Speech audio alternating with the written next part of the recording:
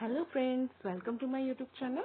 आज हम चैप्टर 2 के एसिड बेस एंड सॉल्ट के आगे का टॉपिक शुरू करने जा रहे हैं, जिसका नाम है importance of pH in everyday life. आज हम पढ़ने जा रहे हैं कि पीएच का क्या इम्पोर्टेंस है हमारे रोजमर्रा की जिंदगी पे। मतलब अगर किसी का पीएच कम है तो उससे क्या फर्क पड़ता है, अगर ज्यादा है तो क्या फर्क पड़ता है, और हमें किस चीज के लिए कैसा चाहिए, ये सब। ओके, पीएच क्या है?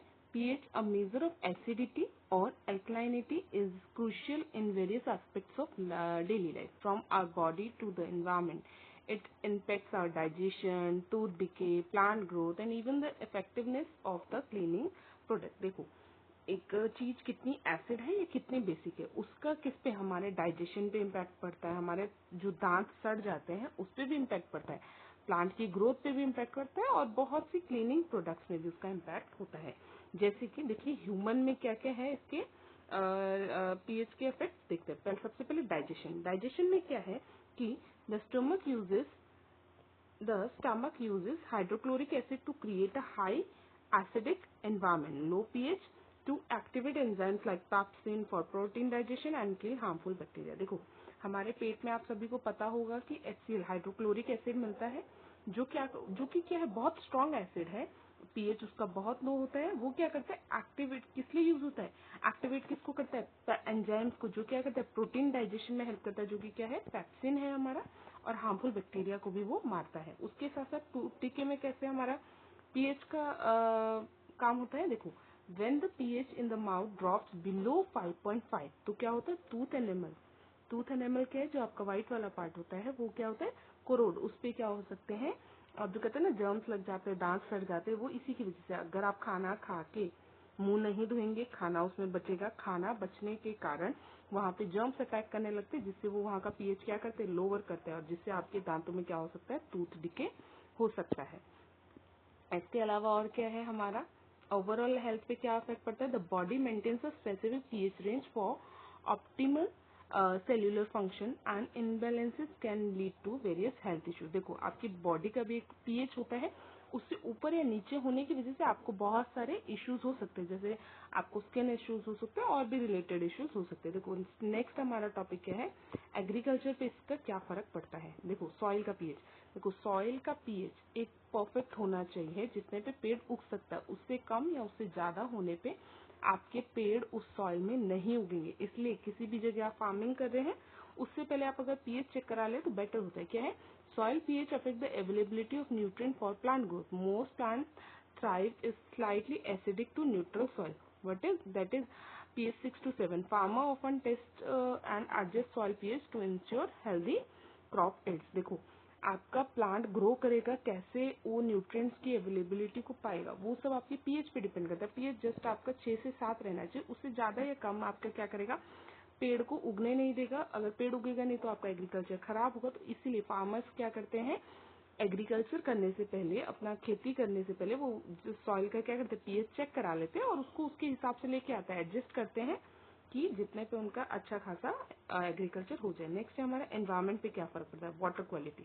देखो, पीएच ज्यादा एसिडिक होगा तो आपका एक्वाटिक लाइफ क्या होगा, अफेक्ट होगा। देखो, pH is crucial for aquatic life. Acid rain caused by industrial pollution can lower the pH of water bodies, harming the fish and other organism.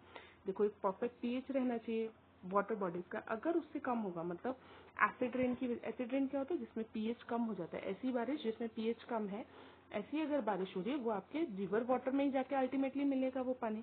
तो रिवर वाटर को क्या करेगी, एसिडिक बनाएगी, जिससे हमारा क्या होगा, एक्वाटिक लाइफ को अफेक्ट करेगा, और वहां पे फिर एक्वाटिक लाइफ सर्वाइव नहीं कर पाएगी। उसके अलावा क्या, एनवायरमेंटल बैलेंस के, maintaining proper pH level in soil and water is essential for healthy ecosystem. हम अगर प्रॉपर पीएच सॉइल और वाटर का मेंटेन करके रखेंगे तो हमें उससे क्या मिलेगा, एक हेल्दी इकोसिस्टम मिलेगा। उसके अलावा क्या है, हाउस होल्ड प्रोडक्ट्स में भी हमें क्या है, पीएच का एक रखना पड़ता है, मतलब मेंटेन करना। जैसे कि क्लीनिंग प्रोडक्ट्स में, many cleaning products are formulated with pH level to effectively remove dirt, greases and grain. देखो, पीएच क्या होता है, हमारे क्लीनिंग जो भी आते हैं क्लीनिंग प्रोडक्ट्स, उसमें भी स्पेसिफिक पीएच रखा जाता है, ताकि उससे हमारे क्या हो, डर्ट साफ हो जाए, ग्रीस हट जाए, ग्रीम हट जाए, इसलिए। ओके, फिर है पर्सनल केयर में, देखो shampoos and other personal care products are often designed with pH level that match natural pH of the skin and hair। देखो हमारा जो भी शैम्पू साबुन हम यूज करते हैं उसका एक परफेक्ट पीएच होना चाहिए जो हमारे स्किन के साथ मैच करे। अगर स्किन से ज्यादा होगा तो वो हमारी स्किन को एलर्जेटिक प्रॉब्लम दे सकता है। ओके, उसके बाद है फूड और बेवरेजेस में। देखो टेस्ट एंड प्रिजर्वेशन क्या है, pH influence the taste, preservation and safety of food beverages. ठीक है, क्या है आपका आपका क्या है, पीएच से क्या होता है, टेस्ट भी चेंज हो सकता है। आप जैसे प्रिजर्वेंस मतलब अगर खाना सेफ ली है तो खराब हो सकता है पीएच ऊपर नीचे होने से, और सेफ्टी पे भी उसके मतलब खाने का सेफ्टी भी खराब हो सकता है। उसके साथ क्या है, कुकिंग में जैसे बेकिंग सोडा ये एक बेस है, ये हम किस लिए यूज करते हैं, किसी भी चीज को लाइट और फ्लफी, जैसे कि आपके घर में अगर आप छोले भटूरे बनाते हैं, इडली का बैटर बनाते हैं, तो उसमें आप क्या करते हैं, इनो वगैरह डाल देते हैं, बेकिंग सोडा डाल देते हैं, ताकि वो क्या हो, थोड़ा फ्लफी और कैसा बने, सॉफ्ट बने, ताकि आप क्या कर सके उसको, मतलब वो अच्छा खासा सॉफ्ट बने। ठीक है, ये हमारे डेली यूजेस थे।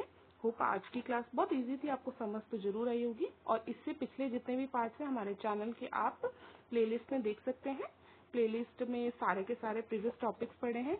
Okay, and please don't forget to subscribe our channel, subscribe, like and share. Please do this, and thank you for watching. Thank you. Bye.